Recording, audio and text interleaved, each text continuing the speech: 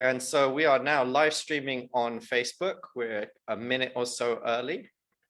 Well, thank you for joining us. If you're here already in the room, please make yourself comfortable. And welcome to ITDI as always. And ITDI is the International Teacher Development Institute. I've brought my sexiest voice with me tonight and hope that you can bear with it. I'm coming out of the sickness, and this has been one of the leftovers from it, but I'm feeling fine, but just a little froggy, as it were. Yeah, indeed. You got some coronavirus, didn't you, Steve? Well, I was the last one in the family. I hung on. We were all barricaded in 4 different rooms in the house, and somehow I got it at the end. So absolutely well done for making it here today. That's stellar achievement after such a rough ride. And we are just hitting the hour. So good morning, good afternoon, and good evening, wherever you are joining us. Please feel free to say hi in the chat. Let us know where you're from. It's great to have you here for our special live with Adam Kardos, our special guest, who's here to talk about gamification in ELT. We'll be handing over to him in a little bit and introducing him a bit further. Just to begin with, as some of you know already, I'm Phil Brown, course director for the TESOL certificate. And my name is Stephen Herder. I'm one of the co-founders of ITDI some 10 years ago now. Yes, actually we just had our 10th anniversary, I guess. Congratulations. And yep, so Steve draws on his 30 years plus now of teaching experience in Japan in a whole range of contexts. And we always enjoy hearing from his experiences.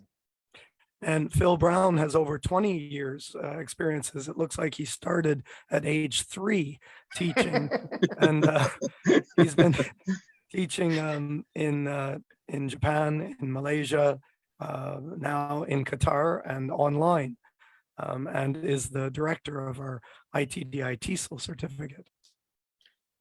Yeah, so in that 10 years that we've been around, we've had over 5,000 participants join us from 100 plus countries for webinars, courses, and also previously in Teachers Room and in our live streams here. So thank you very much for coming and adding to that diverse mix.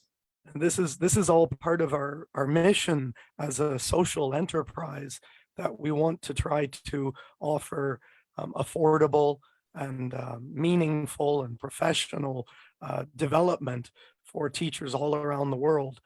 We're very proud of the community of people who've been with us for a long time now, and extra thrilled to be able to be here tonight with Adam Kardos. What does AAS Press actually stand for? That's a good question to start off with. I just wanted to say thanks again for having me on. Not again, this is my first time. And also a big fan of ITDI and all of the things that you do. We just had a teacher at our school do this certificate course, and he just, it's really helped him to up his game, and he just talks about how great it was. So yes, thank you guys so much for that. And again, for having me today. Oh, and thank you. Yeah, it's been a real pleasure having him on the course, and we look forward to more as well. And we're absolutely thrilled that you've been able to join us. It's a great topic that you've agreed to talk on, and it's an area that, that is close to your heart and interest. Before we dive into that, Adam, would you like to tell us a little bit about yourself? You said, I think you've been teaching over 20 years as well, right, in Japan? It would be 2005. What does that make it? 17? Yeah, it's almost there. Like that, about there, yeah. I didn't answer Stephen's question. Right. The AAS Press, that's the name of our publishing company, very small publishing company. And the AAS stands for Awesome Adventure Series, which was our first series of books that we put out. Yeah, so that's how we ended up naming it that. But it's nice because we also end up on the top of lists of publishers or whatever when we are put into a list, because we've got the AA there, but not intentional. Should have to remember that for anyone else wanting to get listed high up. Right. Could change it to AAITDI or something, yeah. Yes. And just hi to everyone who's posted in the comments. To Dewas, nice to see you again. Mo and Natalia, good morning and good afternoon. You're for different areas, so we know. During the session, of course, feel free to post questions into the chat on Facebook, and we will filter them through to Adam as well. So Adam, yeah, you've been in a number of different areas. So you started off teaching English in Japan, and then you also then went on to open your own school. So how did that come about?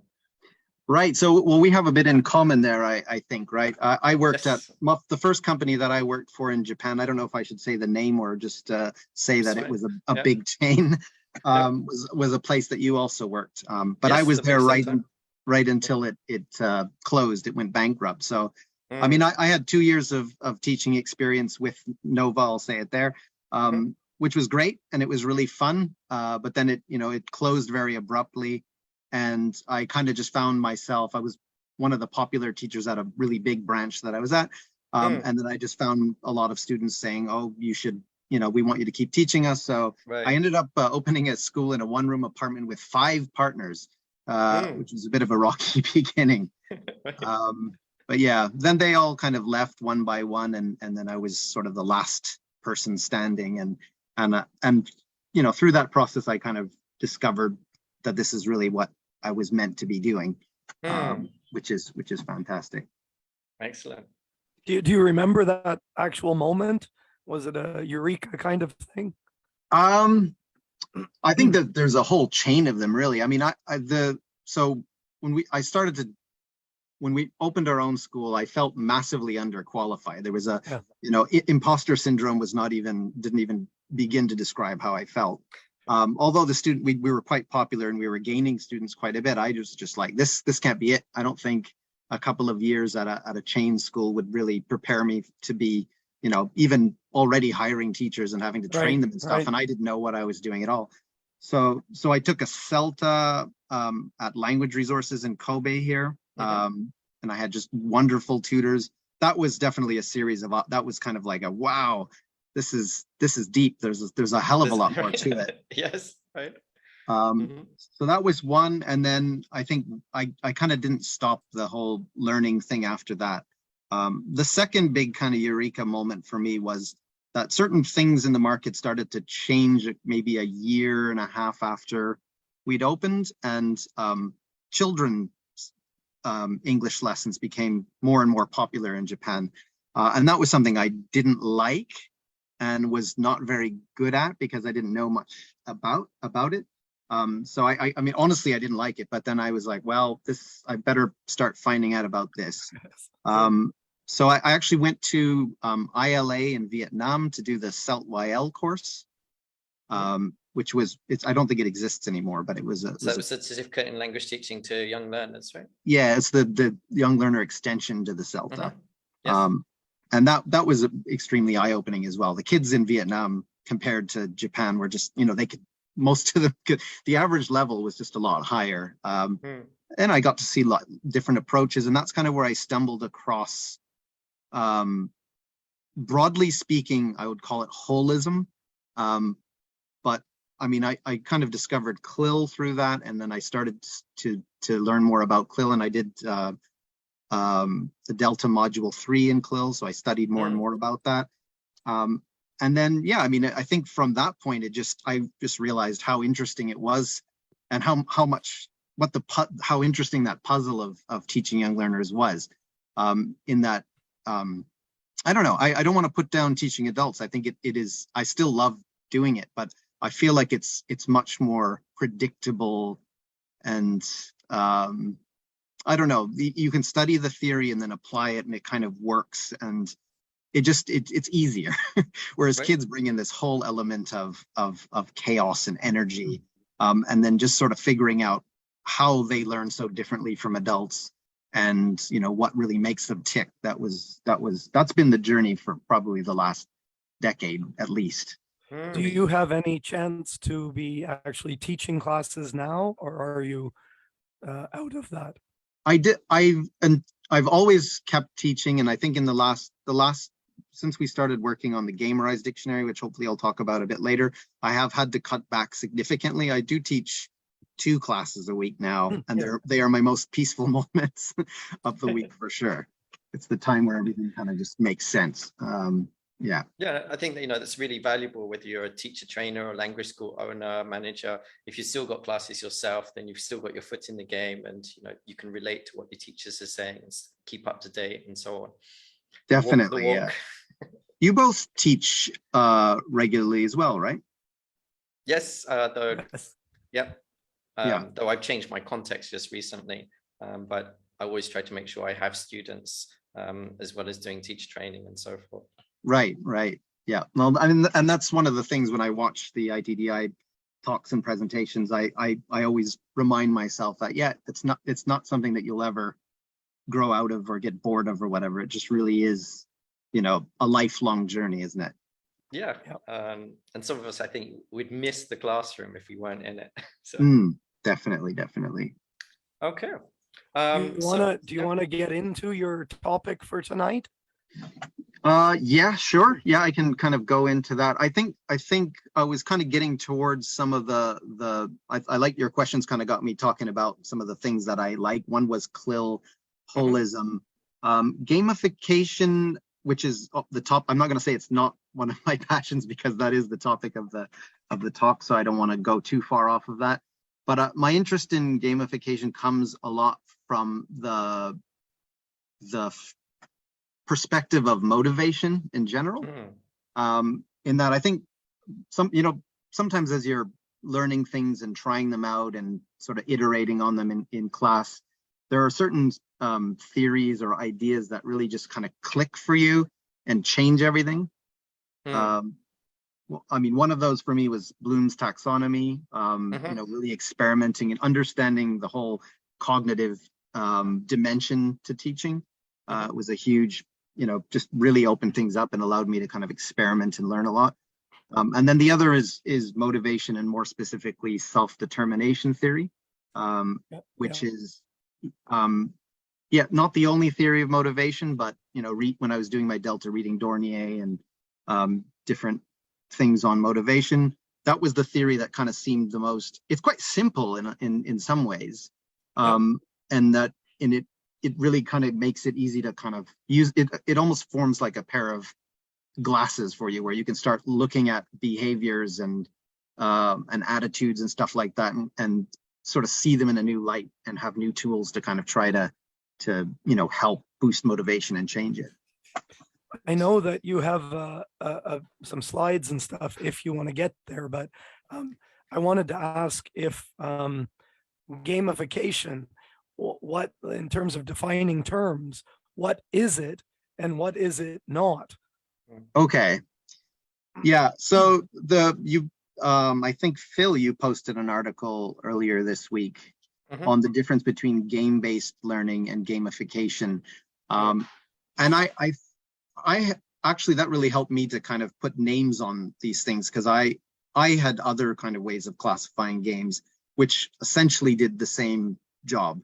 But perhaps Phil, do you want to lay out the difference between those two? Because I think you'll probably say it more accurately than I. Yeah, so actually this was when I first heard about gamification, I thought it was just about, games. And I was interested because of using games in language learning, especially teaching kids and so forth. And I think it was actually a teacher in Japan, York Sensei, who's done a lot of gamification in ELT.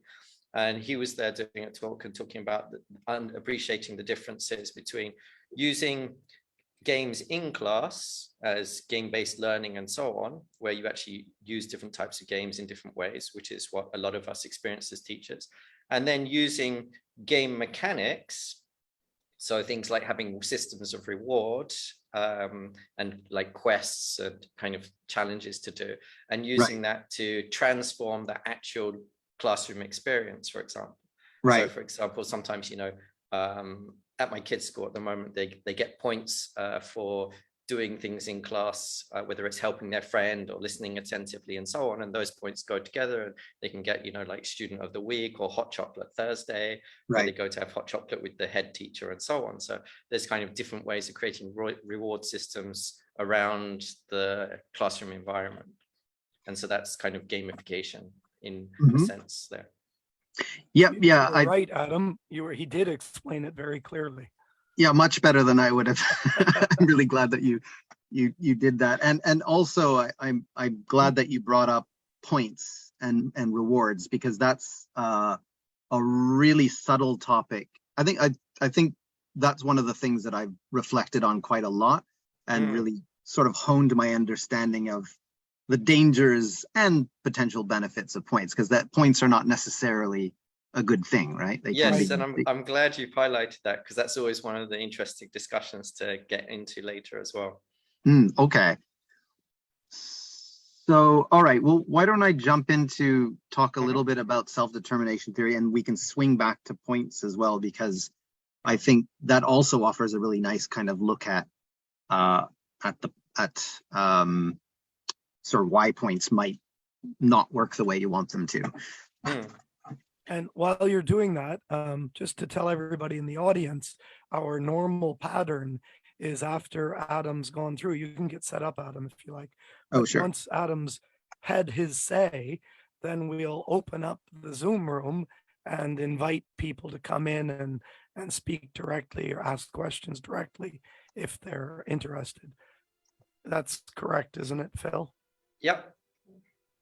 If you guys want to interject with any questions in the middle as well, that always makes me feel less lonely. Yep, sure. Yep. Yes, absolutely. You can count on that. I'm not very good at shutting up.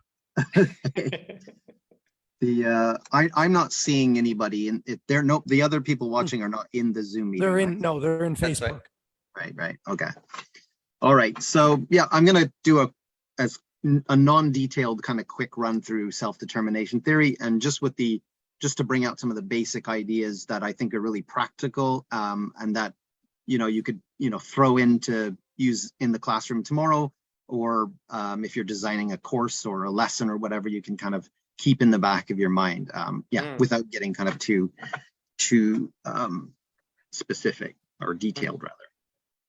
So self-determination theory is a theory of motivation that sees motivation as being on a sort of continuum.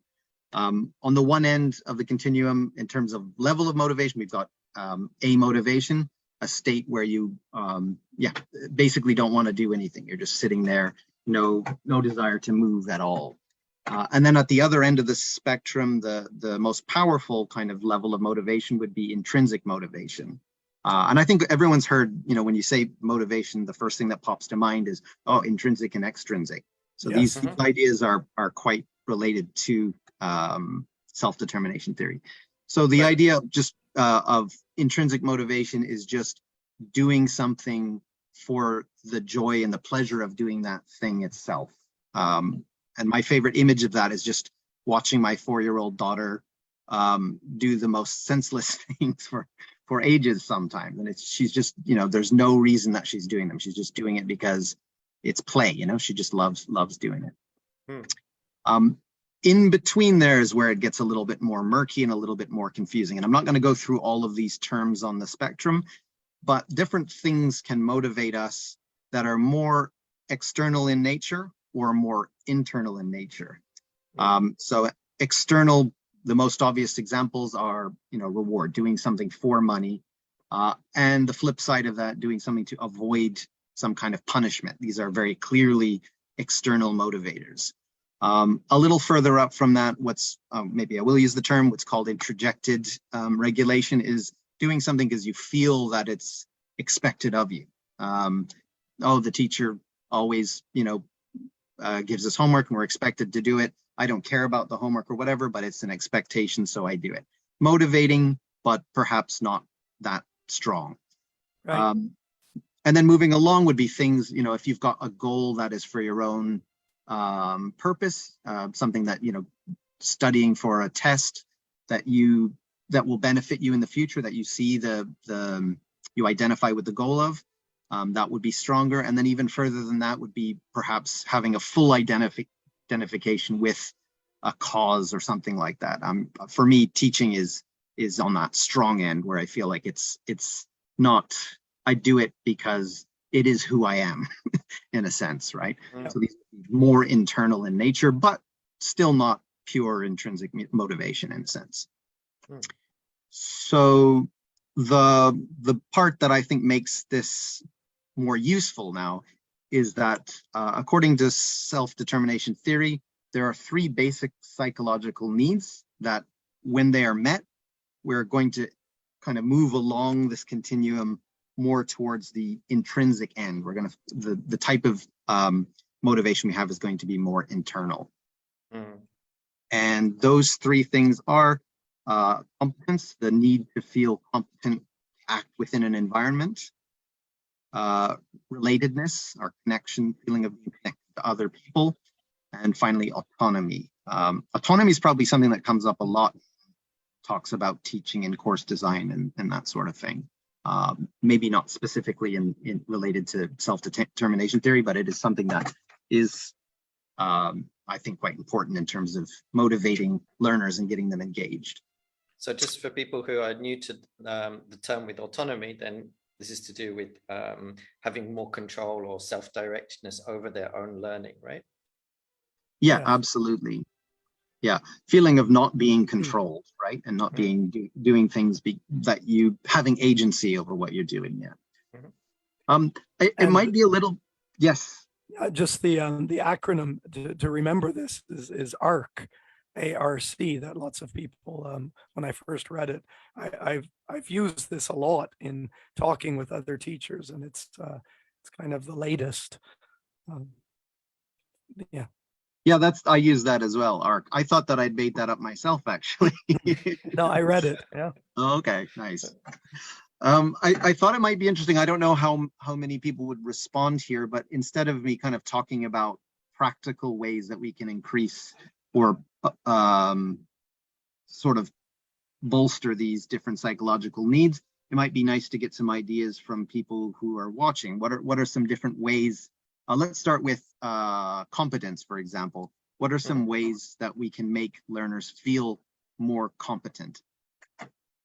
So we've got 24 people in Facebook right now who are in the room. So go ahead with Adam's question, or what are some ways that we can help students feel competent? If you want to type.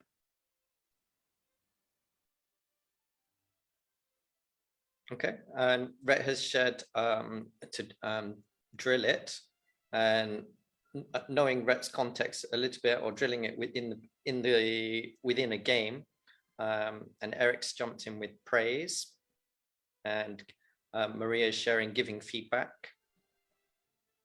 I've got no color here. Okay, all right. Hello, Rhett. It's nice to hear that you're there.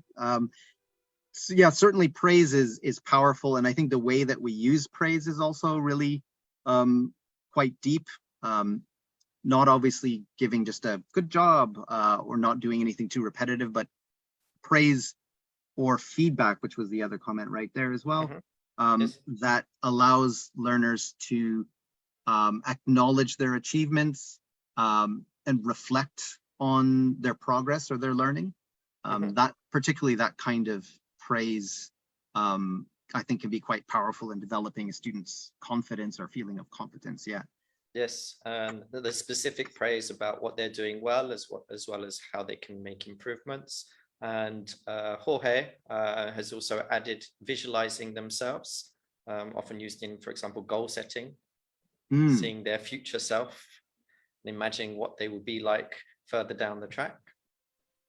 That's interesting. I have read that people that are more motivated tend to have I'm not going to explain this very well, but in brain scans, they've been able to show that when they visualize their future self and their current self, they're going to get a much more similar pattern of activation than someone who's maybe less motivated, where they might have there's sort of very different areas of the brain that are firing when they're thinking about their future self and their current self. Again, can't quote a source on that, but. Interesting. And Maria's also added in formative assessment, so giving feedback as you go along rather than just giving the summative feedback. Ongoing assessment. Yes. Yeah, informal assessments. And Possibly even self-assessment might be something that relates a lot to competence and also autonomy, in that the assessment becomes from the learner themselves. So if we've set out a goal or something like that, an aim, they themselves can decide to what degree they've achieved that aim, which would help them to kind of draw a connection between their efforts and also develop their metacognitive skills as well, understanding the learning process. That's going off on a tangent, sorry. I have first-year university students who have studied English passively in many cases for 6 years at junior and senior high school. So I put a very big emphasis on fluency at the beginning of each year. And we do just free talking, 1 minute talking every class, and actually record and count the number of words, the output. Interesting. And so I've explained in other venues that I look for ways to force students to be successful. And even sometimes they do not recognize their competence, but I say, when you came in here in April, you were speaking 20 words a minute. Right. And you're up to 53 right now. And you're going to be, based on every other class, you're going to be up to 80 by the end of the summer. So, and that sometimes, and it's been really nice that they're forced to see that their own competence. Yeah, it's really been effective. Yeah, a number, as it can be quite powerful. Tests are a little bit of a double-edged sword, but if you're able to give somebody a number to back up what you're saying, it doesn't feel like empty praise, right? That's quite nice. Yes, and following Steve about 10 years ago as well, and doing that with my students, the feedback from students was, I can see my progress, and that has such a big impact on them. Right.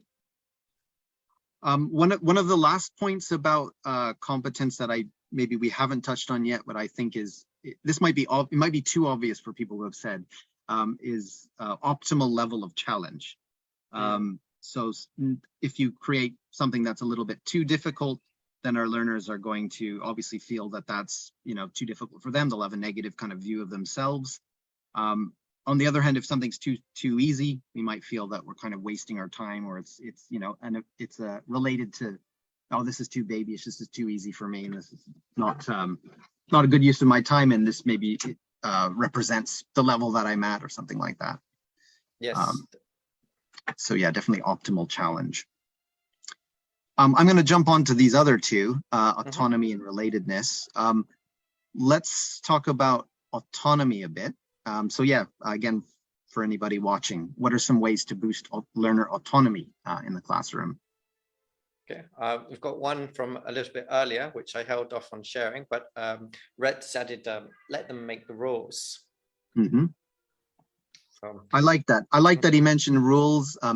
Rules are an interesting kind of, they seem like they might go against autonomy, right? When we talk about, classroom rules or whatever, we think, isn't that going to reduce our learners' autonomy? But actually quite the opposite. I think I'm thinking mainly about young learners, but if we feel that the rule is coming from the mood or the moment or of the teacher, of a person, then we feel that we're being controlled. But if we have clear rules that are consistently and fairly applied, that we accept it, and we don't feel like we're, our autonomy is being impinged upon. And then Rhett's idea, obviously, of them, deciding the rules on their own, that's even a step further, isn't it? So they're fully, those come from them. So it is intrinsic and internal in origin. Yes, and they can also be include making up rules to games as well, which Rhett has added. So sometimes games that maybe it was too difficult to play the game as originally intended, but learners can figure out how to play a game using their own rules that they understand, and they can build up that way. They can negotiate the rules or something like that, right? Yeah, I love that. That's cool. Anything else on autonomy? Yeah, we've also got here comments about trying to reduce teacher talking time and promote student talking time. So giving them more opportunities to participate definitely gives them that feeling of being more in control of a lesson. Yeah, absolutely. Learner-centeredness kind of falls into a lot of the categories here. I think relatedness and autonomy both kind of ticks those boxes quite strongly. Yep, choices, obviously, it can be a little bit difficult, especially in shorter classes. Oftentimes what we have in Japan for young learners are just, tight little short 1 hour blocks. So it's quite difficult to kind of give your learners too much freedom and choice because you really need to use that time. But it can be as simple as, which activity do you want to do first? Do you want to do that thing we did last week? Something like that. Any kind of choices can help. I think avoiding imposed goals, when the learners kind of get to decide what their goals are themselves. What was another really good one here? Well, points is something that falls into this here. So one of the reasons I think that points in gamification can be quite negative is that they can be quite controlling. Any kind of reward is kind of, again, it's like the lord or the whoever, the master of the class kind of saying, if you do this, you will receive this. And that can be, although it is positive, it is something that is quite controlling in a sense. And the bigger the reward, the more controlling that can potentially be.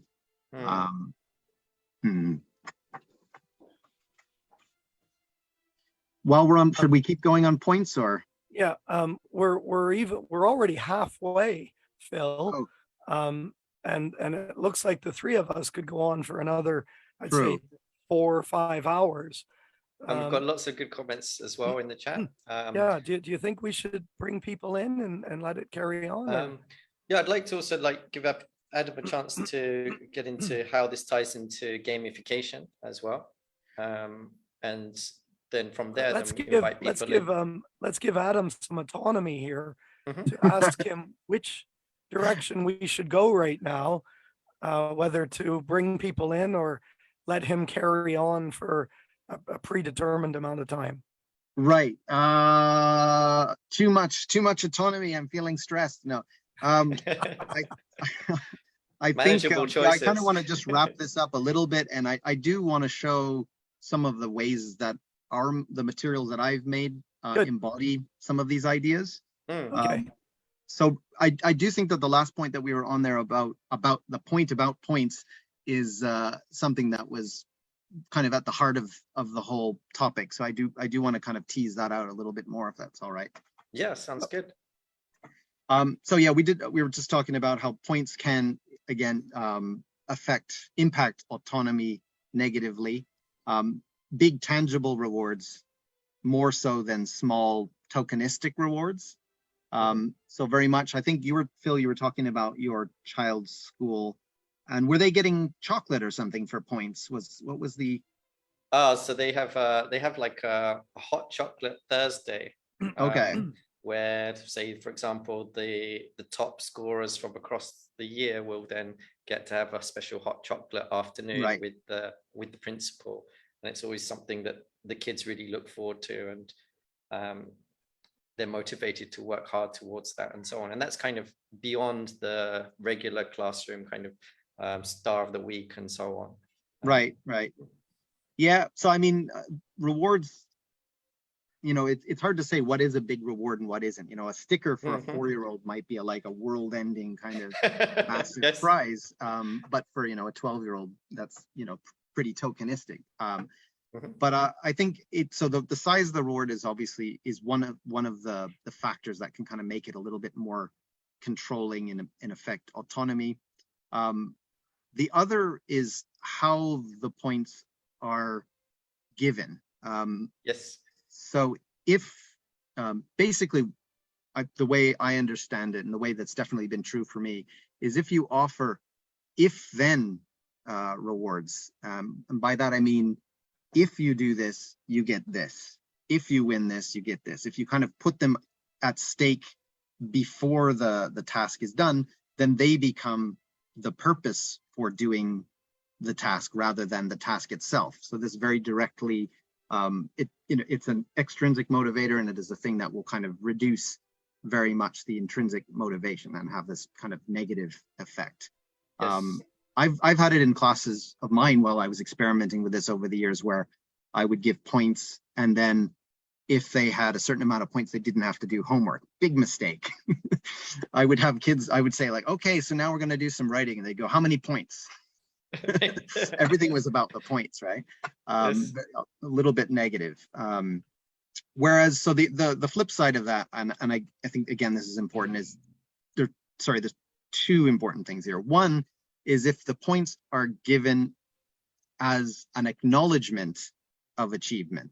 So not if you do this, you get this, but wow, you did great at that. You don't usually use full sentences like that, or that was really nice of you to include that other child in your group. I'm going to give you some recognition points. That is quite a different nature altogether. That becomes reinforcement rather than sort of reward. Right. And often what happens is you'll have other kids kind of going like, well, that would be nice. I'd like to get, noticed like that. So I'm going to, be nice to my friends as well. So there's a spin-off kind of effect. But that's a big one. And then the last thing, again, talking about gamification, I feel like I should just stop sharing screen here because that's a bit boring, is that if points are part of a game, then they take on a whole different life. They're not again, the teacher, the master of the class going, here you are, you get a point for, being a stand-up citizen. It's part of the game. Nobody thinks that points within a baseball game are going to, that's part of the game itself. It's not it doesn't have any external value outside of the game, right?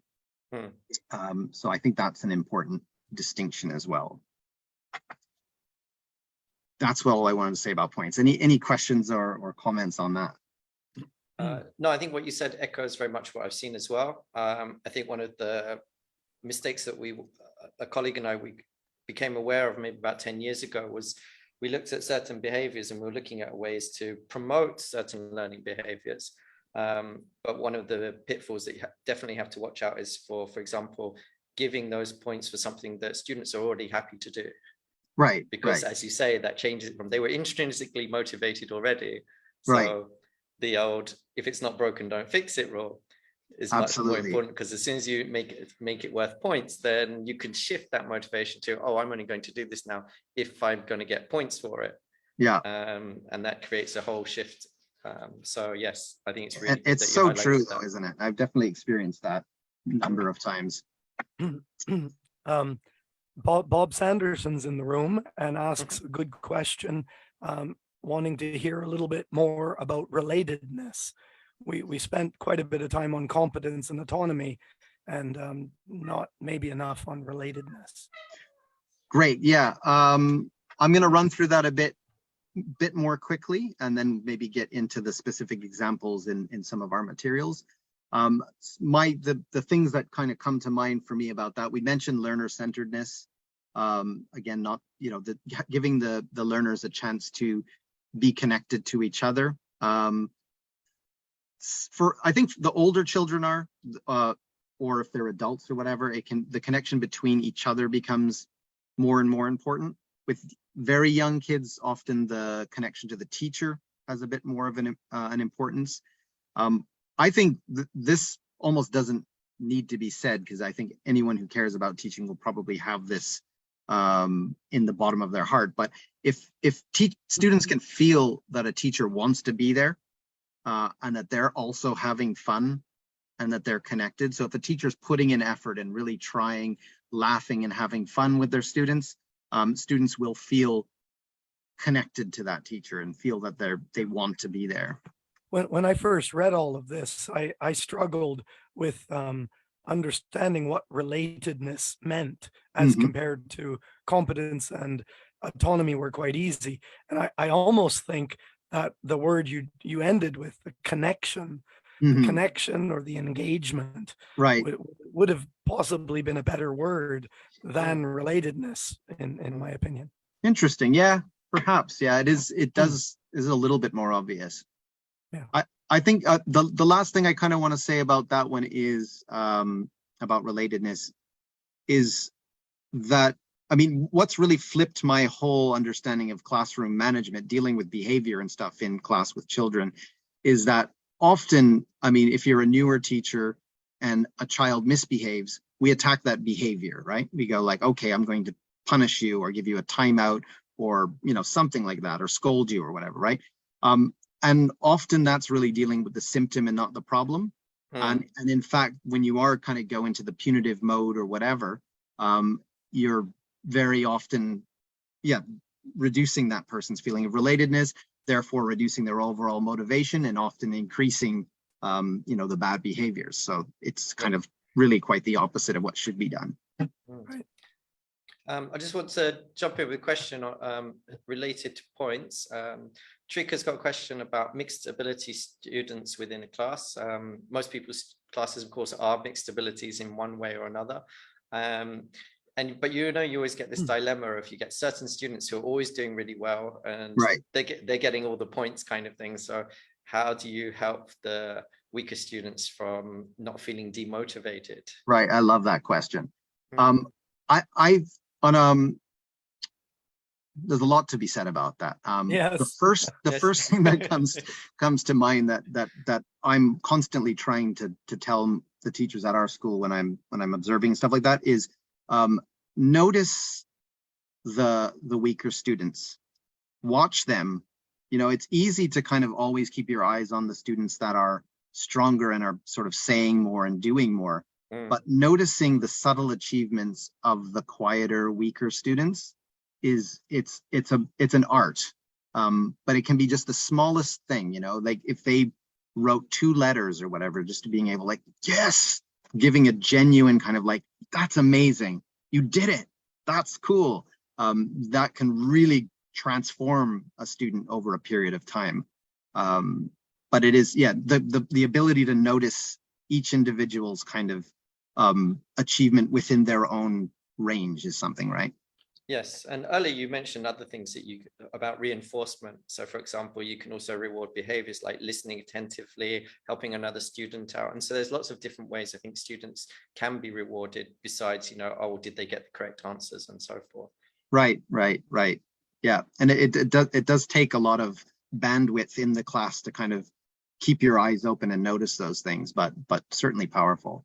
I think the biggest hurdle, and we talked about, or I mentioned optimal challenge level, and that's maybe where it gets a bit dicey with mixed ability classes, right? Where you'll have, a lesson plan or a book or a point to get through that maybe you've chosen or maybe it's, been given to you, and you've got some learners that are just not on that stage. Let me turn that around. What do you guys do with mixed ability classes and balancing the challenge level? You're asking Phil and I or everybody in the room? All of the above. Whilst giving people a chance to type in the chat, then Bob shared that with his mixed ability classes at university in Japan, then he tends to de-emphasize the points.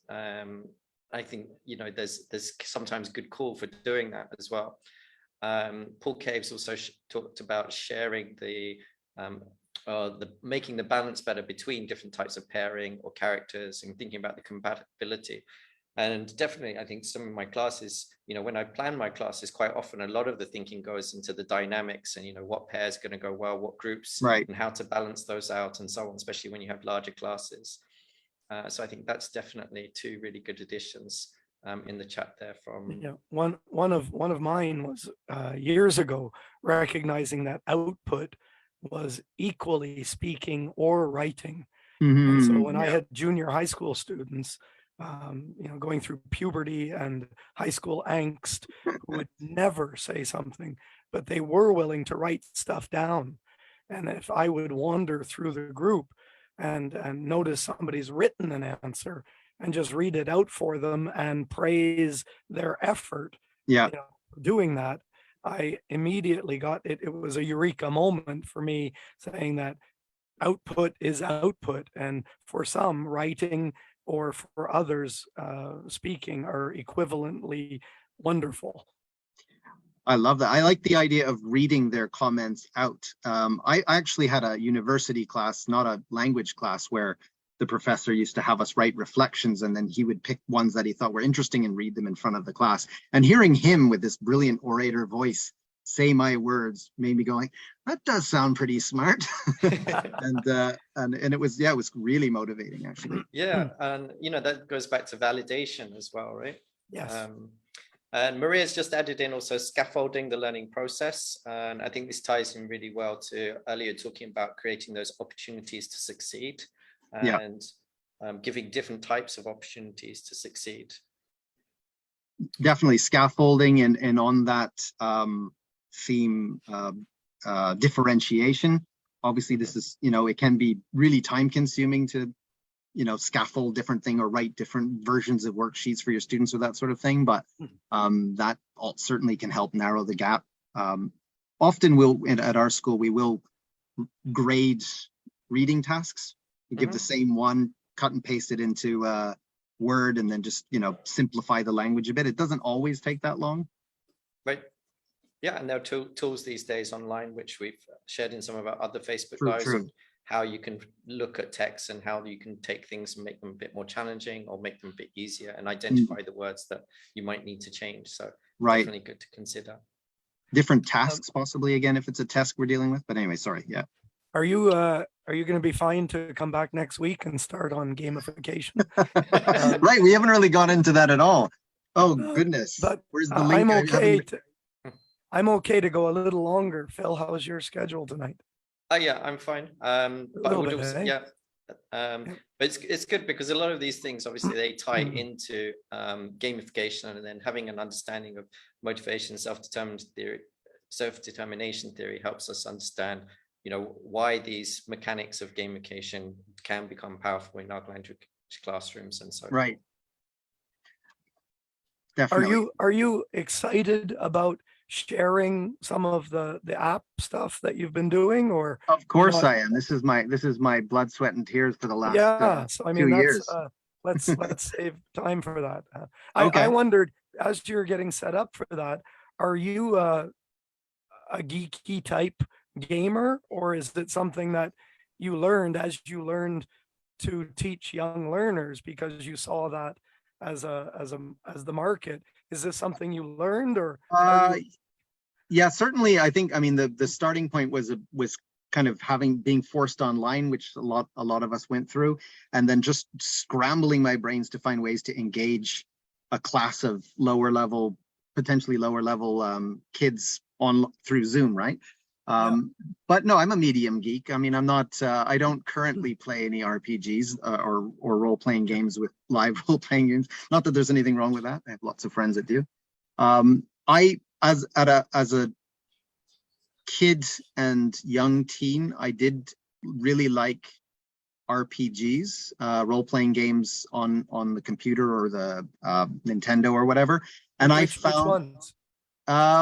I liked the early Final Fantasy ones. I liked the first couple Dragon Quest. There's a few that I played on the computer. I can't remember the name exactly, but I felt that these, actually having studied about teaching later on, I realized that these kind of developed a bit of a growth mindset in me, which lasted through my life. And that I often, when I was trying to develop a skill, I would try to kind of quantify the practices and that kind of thing, and keep myself, I like the numbers of hit points and the levels and that kind of thing. That kept me really, I like the idea of building a character, building skills, and seeing that grow. And I think there is benefit, and I've tried to dig up some research on that connection, and I haven't found anything. But certainly I think there's something there. Yeah, for sure. Yeah. Can I segue that and just jump into the Gamerize Dictionary and show sort of? Yes, please. Sure. Okay, great.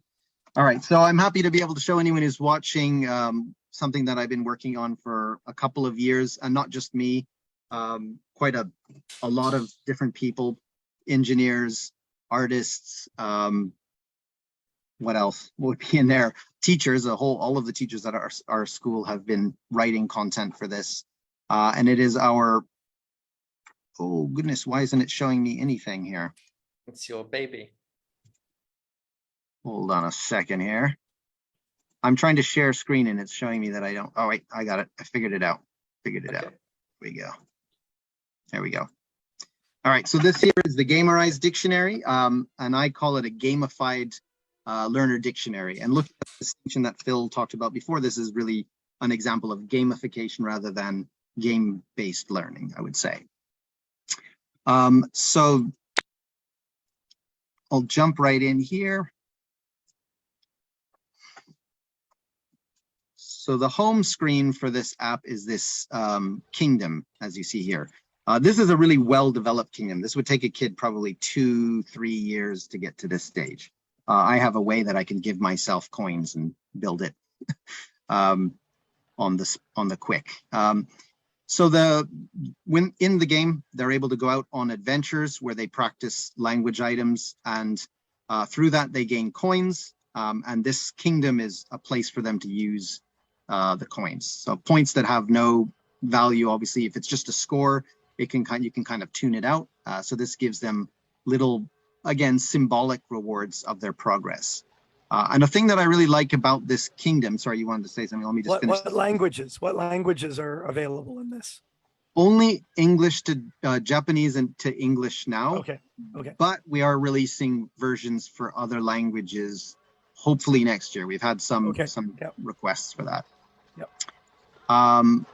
So as you see the kingdom growing, it's a trophy. It's something that sort of shows you your effort over a longer period of time. But also as it continues to grow, you kind of get the sense of your sustained effort over a long period of time growing to something bigger. So hopefully that's something that helps learners kind of develop more of a growth mindset. Other things in here, there are resources that you can collect from the different things. And the learners can collect these every day. That is partly just to create the habit. So instead of going, oh, I need to do my homework, an hour today for next week, we ideally want them to be logging in, just doing a little bit. Sometimes they might literally just pick up the resources and close it top of mind. So they're, more likely to review. They can also buy weapons and armor and stuff like that to use in the game with their coins. And then you'll see that there are these monsters all over the map. And these are our spaced repetition review battles. Let me find a good one to show you real quick. Where are the monsters when you want them? There they are. So you see a couple of rhinoceroses there, and here's a big tree monster. Let's go for this skeleton over here. So when I click on the skeleton, here I can go in and start the battle right away, or I can click this camp and it'll show me the items of language that I'm practicing. So let's just jump in and show you how that works. So right here, this is just, if anyone can't read the Japanese there, it just says say the word. So this is a simple verbal vocabulary practice. Could be a drill. In this case, it would involve some recall. And this particular learning aim is for speaking. So we've got a voice recognition API specifically designed for young learners. Meat. Oh no, it's beef, I think. Wrong. Oh no, how embarrassing. So the answer was actually beef. I should have noticed the cow there. Students can compare the sample to their own pronunciation in case it was more of a pronunciation error. Snack. There we go. And get you back. There you go. And the voice recognition, again, is specifically made for young learners. So it's something that young learners that are, non-native speakers of English and, children, which voice recognition tends not to do terribly well with. So this works quite well. I'll jump out of that real quick. So you have different types of practice activities that learners go around and they have vocabulary they're going to learn, and they do that within a game kind of setting. And that's part of you have these kind of mini games, I guess, for learning language and vocabulary, whether it's speaking, and there are other skills as well that they practice. So it is the one thing that I would say about this, which makes it more gamification and not game-based learning, is that it really is a tool for kind of the accuracy, the drilling, the vocabulary, more of the controlled aspects, the more of the rote learning sort of aspects of language learning.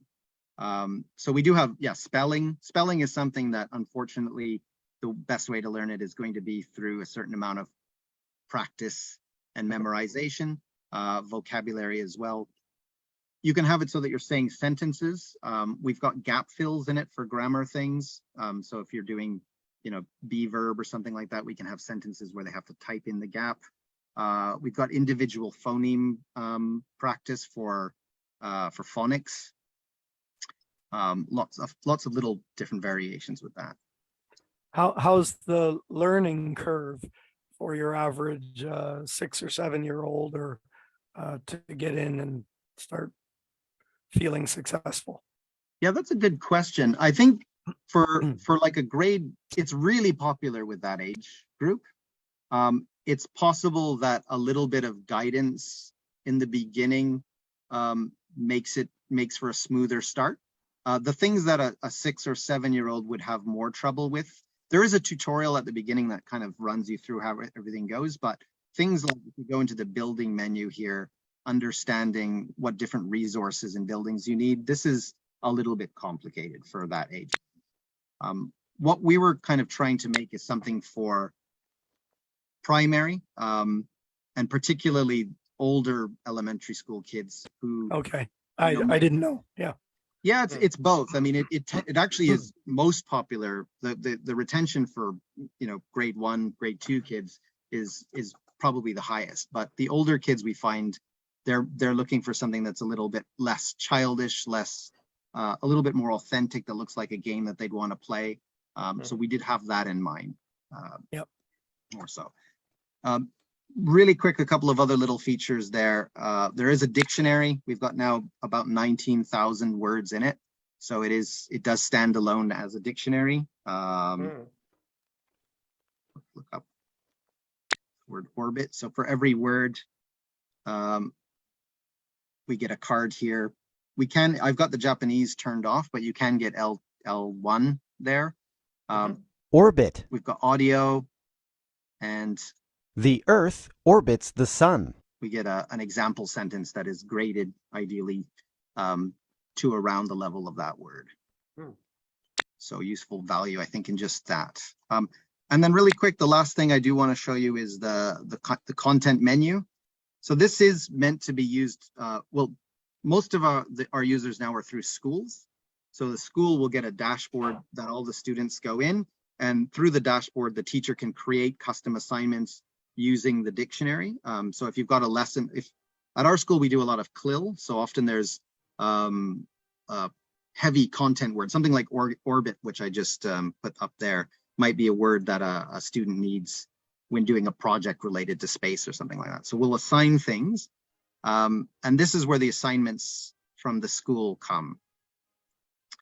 So this is I wouldn't call it homework list, but my adventure list. Over here, we have content bundles. Again, when we release it to other languages, we'll probably need to change some of these. We do have, these are our own books here.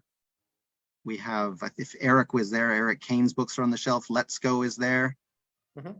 You Finding Out by David Paul. So any schools that are using these books can also use the app alongside that as well. Wow.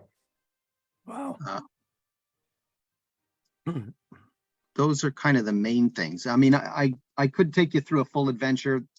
Yes, I won't do that, but I will show you the adventure map real quick. Are we going okay for time? Yeah, and Yes, make all right. sure you save some time to explain how do we get access to this and what does it cost and just how it's, how successful it's being. Sure. All right, so here's an example from Let's Go, actually. So when you click on that, you end up on this adventure map. And then in the adventure map, you saw the camp button kind of flashing there. The kids can click on that and check out what it is they're learning, what the target language is. Fix cars. They can check it. A mechanic fixes cars. and then they can jump into the games. What's really nice when watching kids use this, one of the things that really sells me on gamification is that typically you'll get a boy, I'm going to call it a grade 1 boy who goes in, not interested in going to the camp, jumps into the first game, fails miserably. And this is a great thing because he has a false start and now he has some real motivation to go into that camp and switch on his mind and actually try to remember and listen to the language as they do it.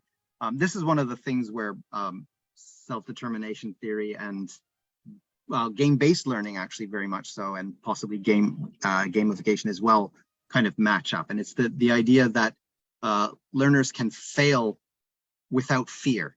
So this can bolster their feeling of competence. Yes, I think that's a really good point to highlight. And also students who've done other machine-based learning and even adaptive learning where, they answer quiz questions online and so on, and then it's automatically marked by a machine. And one of the consistent feedbacks is that students say they don't feel judged. It's okay to make mistakes. Right. Yes. And they're not getting that personal feedback from a teacher, and nobody's seeing them get things wrong. So it is a very safe environment to.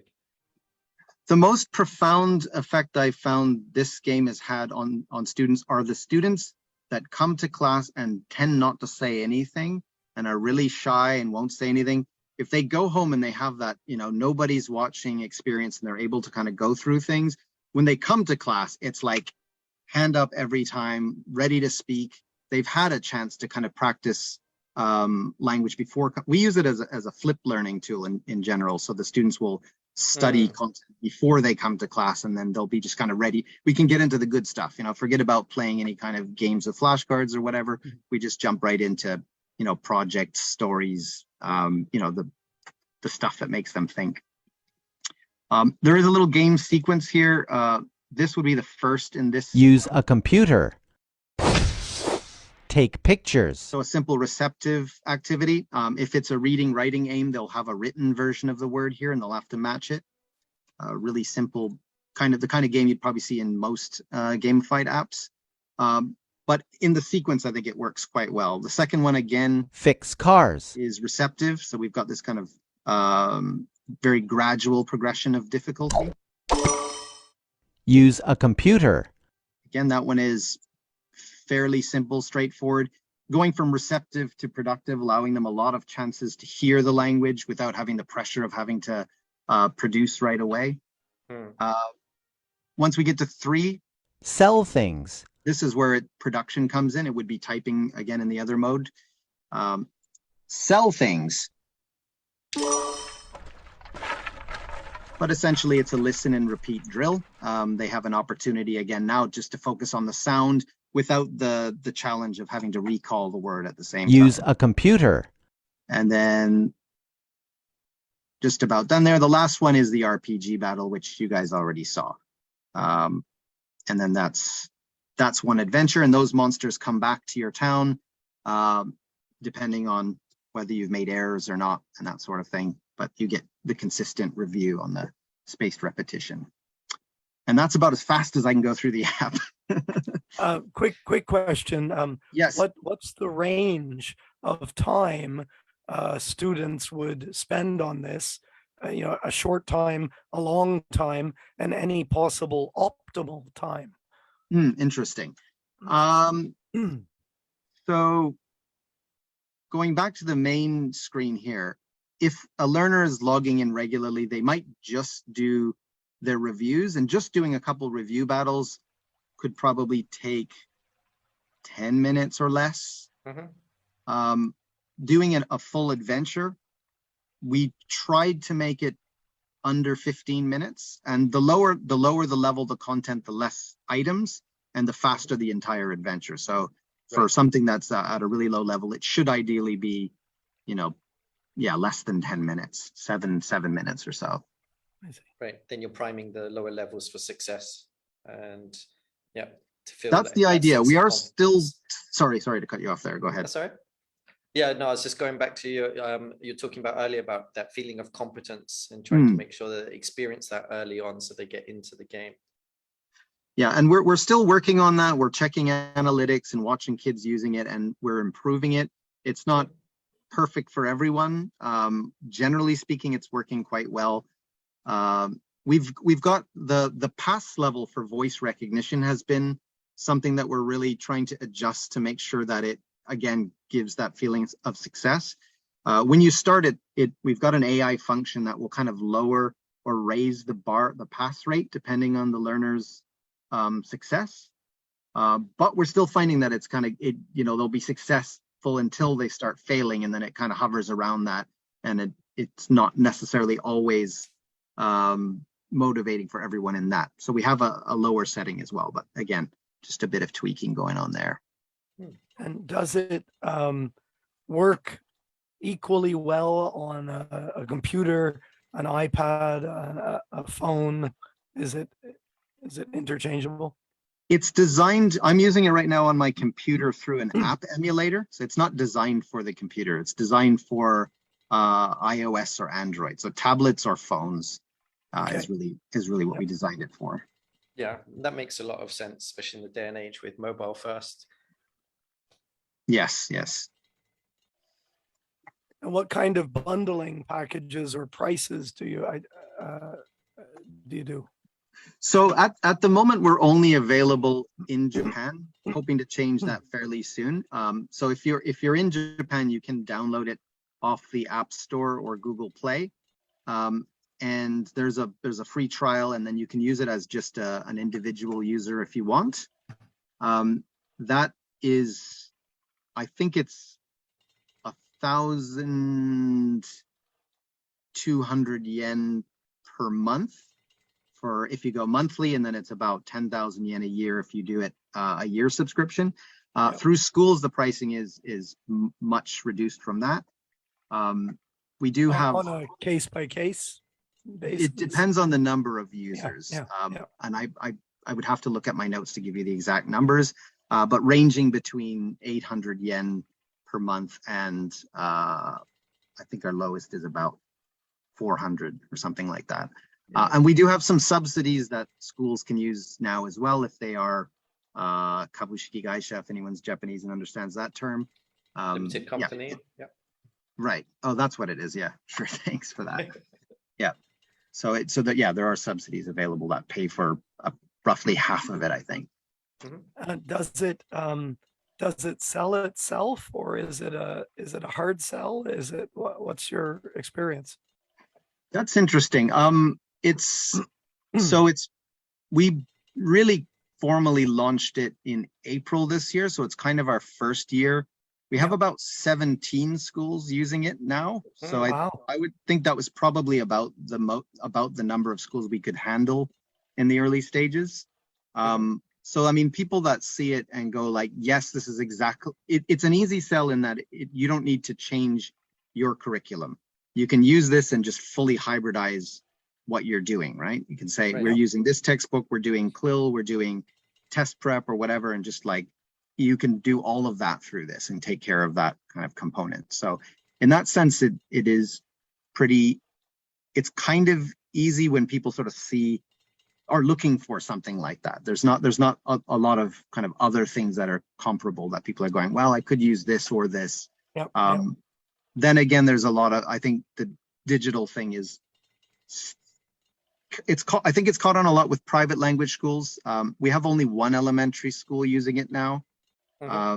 So it's a little bit harder still in Japan for elementary schools anyways to kind of pick up on something like that.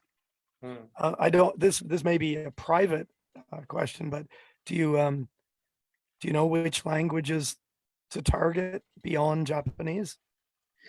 So I'd love to hear your thoughts on that. We were looking at possibly Spanish and Portuguese. I don't know. What are your thoughts? Yeah, it'd be interesting to see where the demand is and so on. I think we had a little conversation earlier where I was asking about global languages and so on, or making it worldwide available if there was an English dictionary version. Right. Yep. We have had a lot of requests for that as well. So that I'm trying to figure out exactly what that would would look like. And as the dictionary is now up to 19,000 words, it's just a huge job. But I don't know, simpler words, obviously concrete nouns and stuff like that, you don't need any kind of definition. The definition for, the simpler the word, the more far off and more complex the definition is. I saw the definition for the word feather once. I thought it was hilarious. It was like an appendage of a bird's plumage composed of, I forget what it was. So I was like, if you can understand that, you don't need the word feather, right? The reason I ask is there was a small Irish company that had years ago had some kind of language app or translation app or something, and got a call one day and said, we'd like to order your app for our 2 million users in China. Yeah. And and that was the end of their company as they knew it, because right. it was the jackpot in one way, and just eliminated everything else that they were even thinking about working on. Right. But there's also, they did it, right? Yeah, they did it. Yeah. Yeah. But there's also a lot of complications with piracy and other issues, whether we're allowed to say that or not on air. But yeah, so I would be racking my brain wondering about the pluses and minuses of any of the languages you choose beyond Japanese. Interesting. Yeah. It probably will come down to kind of where interest does present itself. We had some interest in Vietnam at one point, and then some interest recently from a company in Finland, oddly. But yeah, so if something comes up, then great. Yeah. Shall I stop share here? There we go. Would you like to give people an opportunity to come into the room and ask any other specific questions if they want to, face to face? Sounds great. And just before we do that, what we'll do is we'll share a link in the chat to the room, and then we will take that offline so that people can speak freely and so on, and catch you for a little bit afterwards. And just as we do that, is there some things that you'd like to wrap up or share some take-home points that you'd like to highlight for our viewers here today? I'm on the spot. Oh dear. Okay, hold on. Let's get back into that. So I could see that face. I could see that. I could see you froze, processing that. I was pretty smooth up until there, and then it was just I just dropped the ball altogether. And the good thing is you don't have to do that at all if you don't want to. No, I'm good. I'm good. I think we didn't really kind of fully get to flesh out the link between self-determination theory and gamification. I think that we probably could have gone into that more. Yeah. But I think just to maybe wrap up on that point, when we're using game-based learning or well-done gamification, again, be careful with the points. If you create a situation where children or learners of any kind want to play or choosing to do the thing, we're flipping the whole motivation thing on its head, and we're giving them, it becomes intrinsic, right? If you're giving homework and saying you need to do this, it's going to some extent be external. Whereas if kids are going, this is great, I'm excited by this, I want to do it, I can't wait to log in again, they're choosing to do it, and that's just building their overall motivation. Some other things there. Yeah, in terms of relatedness, when kids are playing games together, obviously they're forgetting that they're in a kind of, they're doing what's natural to them. And that's how children kind of socialize and talk, really. You can get a younger kid in a classroom and ask them, like, what did you do today?